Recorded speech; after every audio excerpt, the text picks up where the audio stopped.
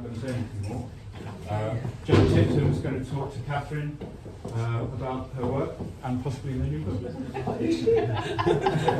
Hello, it's lovely to be here and thank you all for coming. We hadn't actually quite planned it that way, so I was going to say stuff and then Katherine's going to say some stuff and then we can chat individually.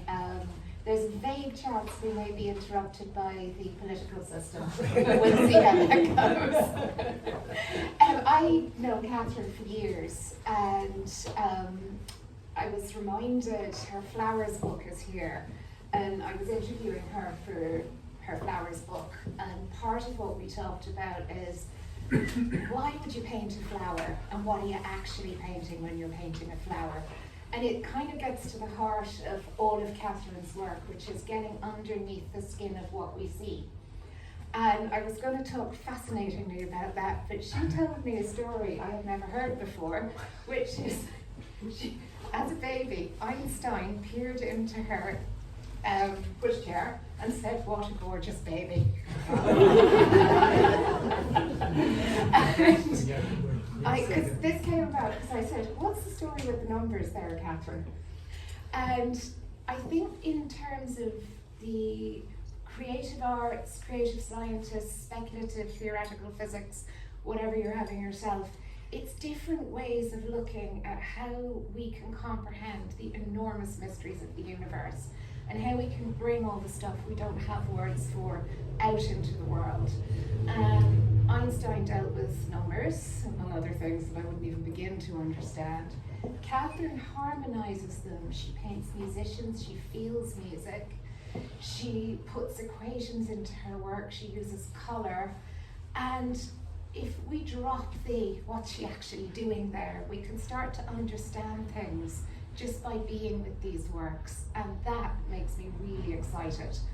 This show and her book is called People, and again, why are we painting portraits today? We got cameras. Standing here chatting with Katherine, people go, "Is that you?" No, here's the secret. Every single portrait Katherine paints looks a little bit like Katherine. She's done a couple of pictures of me, one of which looks really like me when I'm sulky, and I'd like to say it looks like Katherine, but it actually doesn't. It looks like a sulking Gemma. But she puts something of everything into her work. Now, if you're having a coffee with her or near her, you might think you're boring, but she's actually probably just sketching you. And it may or may not come to look like you, but it'll almost certainly feel like an aspect of you. And that again is why I'm always so richly fascinated by her work. Whether she's capturing a hand, a bird, an abstract collection of items that somehow speak to her. And as soon as I drop that, what you doing, they start to live with me, and I start to not be able to get them out of my head, which is, I think, the true value of really good art. I'm not going to say too much more because I want to give Katherine a little bit of space. And I was also thinking, in terms of the times we're in and the possible interruption by a politician, of some of the work seems quite dark, some of it is, certainly there's a lot of blackness in it. And it reminded me another part of the job of art, which I came across when I was writing something completely different the day before yesterday. And it was actually about a book by the German romantic painter Caspar David Friedrich.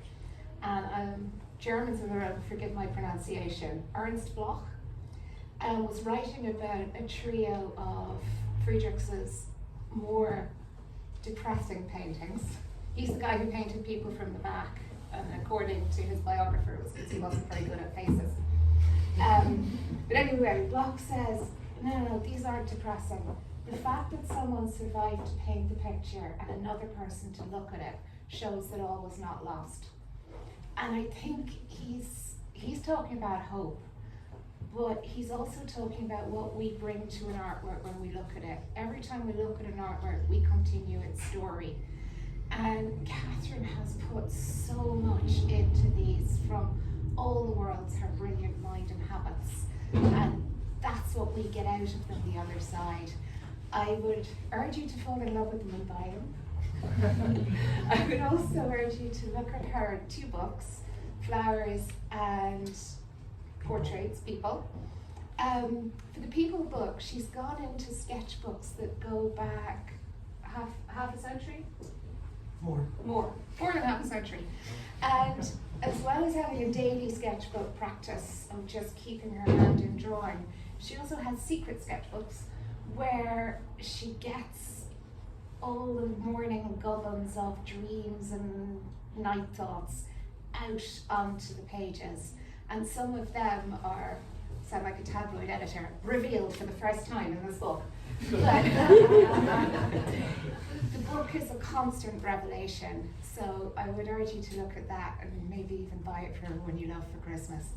I want to thank Lucy and Peter for hosting this amazing exhibition, all of you for coming, and particularly Katherine for making it.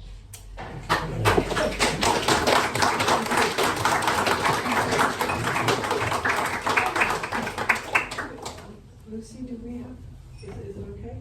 Well, can I say a few words, or is there something? There's an embargo against that. It's okay. Thank you very much, Gemma. As always, you're spot on, and there is quite distracting things happening, so I'm afraid, but I don't have, okay. Well, I just want to say a few thank yous. Thank you primarily to Lucy and Rob, who from the very beginning, when I heard about them and that they were coming to Ireland, I had this uncanny knowing from the first picture I saw on Instagram. I was just like, I want to have something to do with these people. It's just like, I have no idea, and then I began hearing more, and it became obvious why. And at every minute of working with them, talking with them, texting with them, getting a little bit audaciously honest yesterday with all our whatever, has been wonderful and supportive. And I have felt very free to show works that I have never shown before, that are very personal, very private, as Gemma says. They're from my most, taken from my most personal sketchbooks.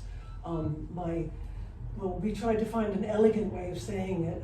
I always refer to them as my outside, which I suppose is now much more than 50%. But I thank them for their support and really good gaze. It's very supportive.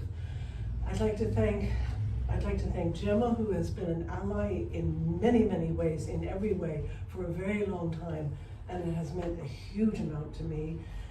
I would like to thank Joachim, who is simply essential. We can't do without him at all, so essential to the whole thing.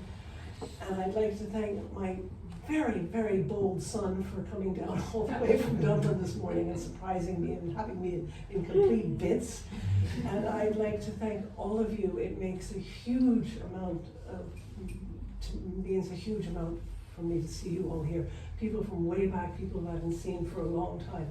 And I'm actually possibly going to get quite emotional, so I will stop and have fun today. Let's have fun. It's great to see you. Did I leave someone out? I'm sure. And she wants to thank everyone we accidentally left out. Yes.